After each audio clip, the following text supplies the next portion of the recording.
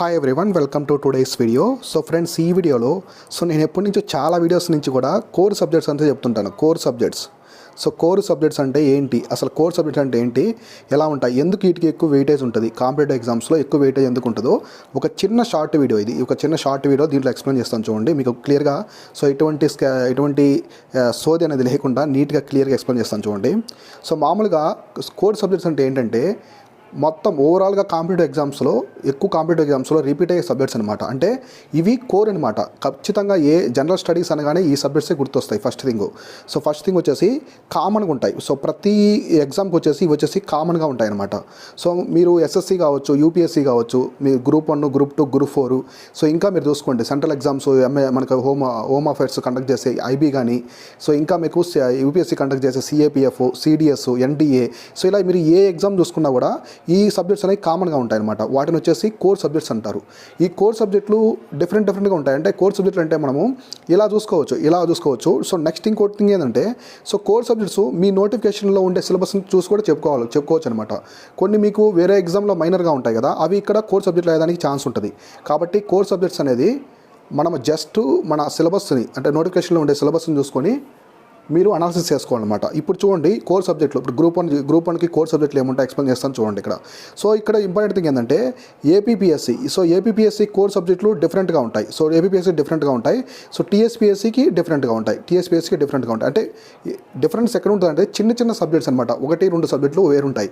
ఇప్పుడు మీరు for example ఏపీపీఎస్సీకి చూడండి, ఏపీపీఎస్సీ గ్రూప్ 1కి సో పేపర్ 5 మెయిన్స్లో వచ్చేసి కంప్లీట్గా సైన్స్ అండ్ టెక్నాలజీ మాత్రమే ఉంటుంది. సో ప్రిలిమ్స్లో సెకండ్ పేపర్లో ఆఫ్ వచ్చేసి మళ్ళీ సైన్స్ అండ్ టెక్నాలజీ ఉంటుంది ప్రిలిమ్స్లో second paper of science and technology ఉంటుంది.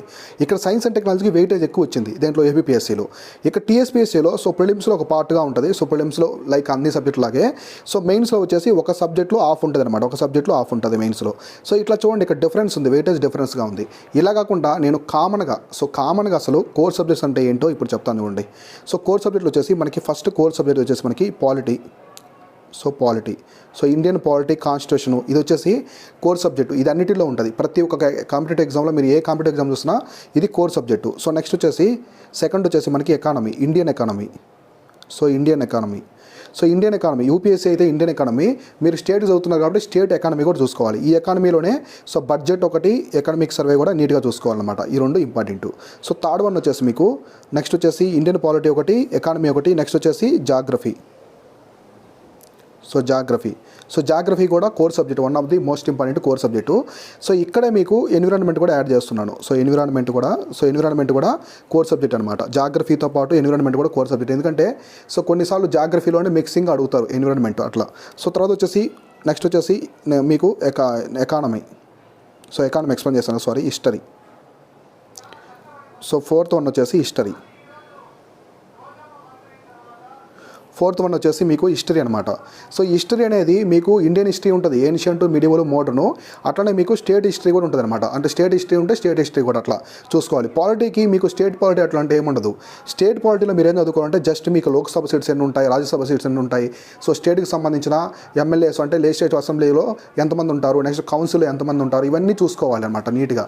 సో అట్లా ఇంపార్టెంట్. లార్జెస్ట్ కాన్స్టిట్యుయెన్సీ ఏముంది మీ స్టేట్లో, స్మాలెస్ట్ కాన్స్టిట్యుయెన్సీ ఏముంది, ఏరియా పరంగా కావచ్చు, జనాభా పరంగా కావచ్చు, ఓటర్స్ పరంగా కావచ్చు, అలా నీట్గా చూసుకోవాలి. ఇవి ఇట్లా చూడండి, ఇవి మామూలు మెయిన్ కోర్ సబ్జెక్టులు. ఫస్ట్ ప్రియారిటీ కోర్ సబ్జెక్ట్ అంటే ఇవన్నమాట. సో ఇవి ఉంటాయి. అంటే వీటికి ఎక్కువ వెయిటేజ్ ఇవ్వాలి. అంటే ప్రిలిమ్స్లో మీరు అన్ని సబ్జెక్ట్స్ చదవడానికి ట్రై చేయండి. మామూలుగా అన్ని ఎగ్జామ్స్లో నేను చెప్పేది కామన్గా ఉంటాయి. ఈ 4 సబ్జెక్టులు అయితే కామన్గా ఉంటాయన్నమాట కోర్ సబ్జెక్టులు. ఇప్పుడు ఇవే కాకుండా గ్రూప్ 1కి, టీఎస్పీఎస్సీ గ్రూప్ 1కి ఇంకొన్ని సబ్జెక్ట్స్ చాలా ఇంపార్టెంట్. అవేంటంటే 5th నుంచి కంటిన్యూ చేస్తాను. సో ఇక్కడ వచ్చేసి మీకు డిజాస్టర్ మేనేజ్మెంట్ కూడా ఇక్కడ ఇచ్చారు కదా. సో ఎన్విరాన్మెంటల్ ఇష్యూస్లోనే డిజాస్టర్ మేనేజ్మెంట్ ఇచ్చారు, చాలా ఇంపార్టెంట్. సో ఇది కూడా మీకు ఇక్కడ కోర్ సబ్జెక్ట్ అనమాట. సో ఇక్కడ కూడా కోర్ సబ్జెక్టు.